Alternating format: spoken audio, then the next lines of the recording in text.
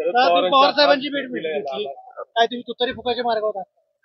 आदरणीय पवार साहेबांच्या विचाराशी पहिल्यापासूनच आम्ही सगळेजण निगडीत आहोत. पक्ष स्थापनेपासून अमित कदम सुद्धा एक राष्ट्रवादीचा सामान्य कार्यकर्ता या नात्यानं राष्ट्रवादीशी निगडीत राहिला.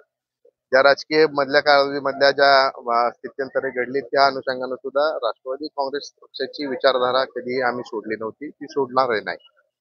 त्याच अनुषंगाने ह्या येणाऱ्या आगामी विधानसभेच्या निवडणुकीच्या निमित्तानं मी परवाच मीडियामध्ये जेव्हा आमच्या कार्यकर्त्यांचा मेळावा झाला त्यावेळेस अधिकृत घोषणा केली की मी ह्या विधानसभेमध्ये इच्छुक आहे आणि ही विधानसभा लढवण्यासाठी आम्हाला कार्यकर्त्यांचा आग्रह आहे की जे काय आपल्याला संधी मिळेल तिथनं आपल्याला उभं राहायचंय. आणि त्या दृष्टीनं आज आदरणीय पवार साहेबांची भेट घेतली. पवार साहेबांना विनंती केली की सातारा जावली विधानसभा मतदारसंघामधून मी लढवण्यासाठी इच्छुक आहे. तरी आपल्याला मला जर संधी देता आली तर निश्चित स्वरूपानं हा मतदारसंघ राष्ट्रवादीचा जो पूर्वाश्रमीचा आहे तो पुन्हा एकदा अवैध ठेवण्यासाठी माझ्यासारख्या कार्यकर्त्याचं योगदान निश्चित स्वरूपानं आपल्या आशीर्वादानं मला मिळेल आणि त्यासाठी आपण विचार करावा ही विनंती केली.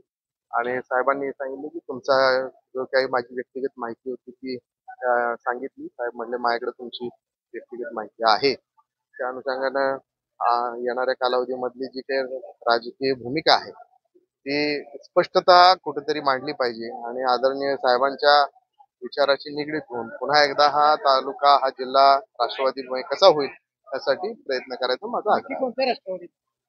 मी राष्ट्रवादीचा विचार जरी राजकीय स्थित्यंतरी झाली तरी आम्ही मूळ राष्ट्रवादीशी निगडीत आहोत. अजित पवारांना तुम्ही शरद पवारांना मागितलेली उमेदवारी पटकारा. मी कालच दादांची भेट घेतली चिपळूणमध्ये. दादांची वैयक्तिक चर्चा करून मी सांगितलं की आतापर्यंत राष्ट्रवादी काँग्रेस पक्षाचे जे संघटन राहिलेलं आहे ते भारतीय जनता पार्टीच्या विरोधामधले आहे आणि त्या अनुषंगानं आपल्याला जे संघटनेमध्ये काम करणारे कार्यकर्ते त्यांना आपल्याला बळ द्यायचं असेल तर दादा सगळ्यांचा आग्रह आहे की आपण ही विधानसभा लढवावी. त्यासाठी दादांनी माझं सगळं म्हणणं ऐकून घेतलं. दादांनी त्याच्यावर कोणती प्रतिक्रिया दिली नाही पण त्यासाठी त्यांनी कोणता नकारही दिला नाही. पण मी माझं म्हणणं दादांना स्वच्छ सांगितलेलं आहे की मला ही विधानसभा लढवावी. दादाकडचे कार्यकर्ते आहे बाळासाहेब ठाकरे तुमची दादांची राष्ट्रवादी फुटीच्या मार्गावर आहे का सातारा जिल्ह्यात? राष्ट्रवादी फुटीच्या मार्गापेक्षा आम्ही म्हणतोय की राष्ट्रवादी एकजूट कशी होईल.